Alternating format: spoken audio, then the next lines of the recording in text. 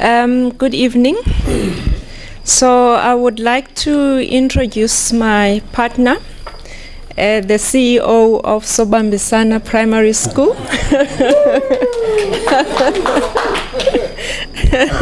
Mbuyisi has been an educator for 24 years.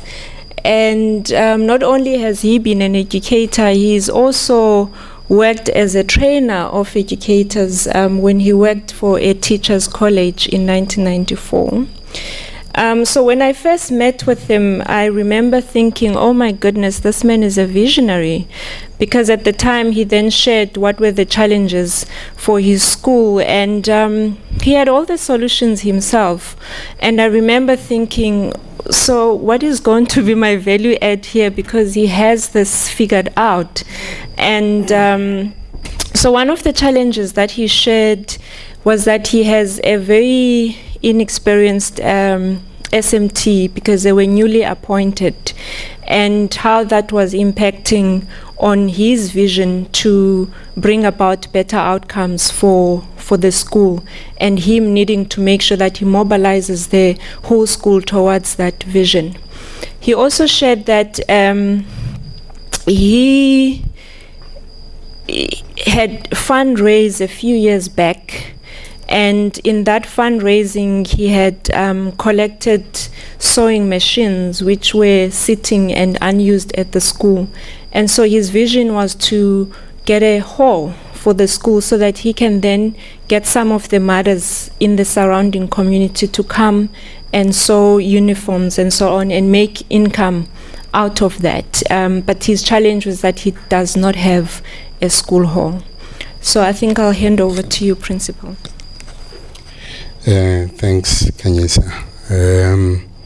This is Kanyisa Diamond, my business partner from Old Mutual. He developed interest in education from 2007, and he was exposed from 2007 until he met with me in higher education sector.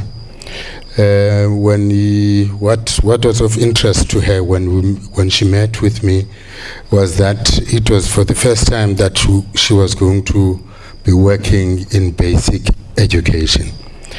Kanyisa is from the Eastern Cape. She is a mother of 3. It is true that when we met at the time when the school was undergoing through a transition, when the first generation of educators that started the school in 1987 were retiring. We were getting new educators. One of the, as she's saying, the challenges were more academic and infrastructural. The challenges that were academic, we tried to sort them. This is Dr. L. Whitten, who conducted some workshops for us. And next to Dr. Whitten, it's his book, which is Shifting Paradigms. It's based on instructional leadership for educators. We had 2 workshops, if you see the slide at the bottom. That's Dr. Whitten that side, and this is me with SMT. Kanyisa is also part of that. Those were the initiatives that we have taken together with her to solve the problems at the school, academic-related problems.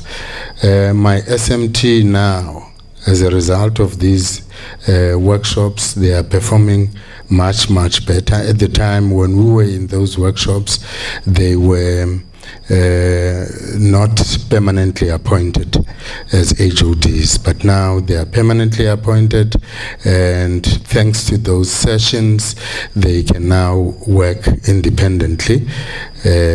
Yes. The core principle of instructional leadership talks about how do you lead and run your school and manage your school in such a way that the learner is at the center of every action and decision that you do.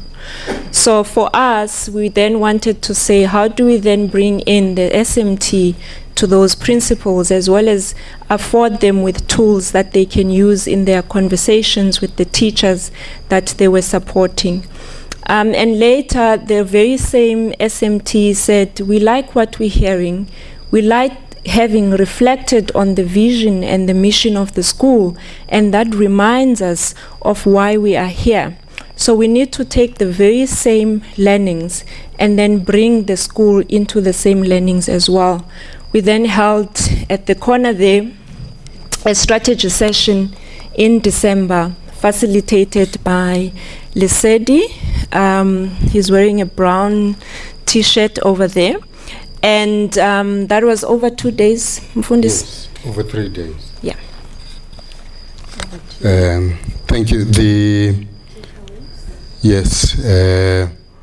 Now she's saying takeaways. Yeah, this is a strategy program, planning product that came out of that strategic planning session that we had for 2 days with Lesedi. One of the important things that we have achieved in this partnership is the fact that when we met with Kanyisa, the school governing body had a policy position to extend the responsibility of the school to educate the community.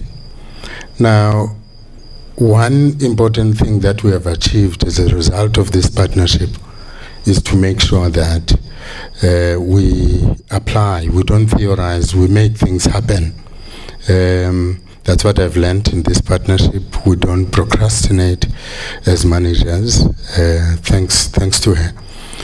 We managed to write some proposals. I had to be involved in it.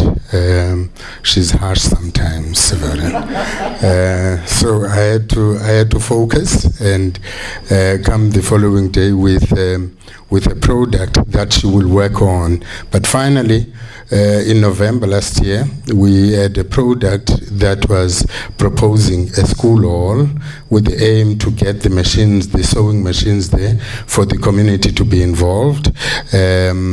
We are now in the list of beneficiaries for 2019.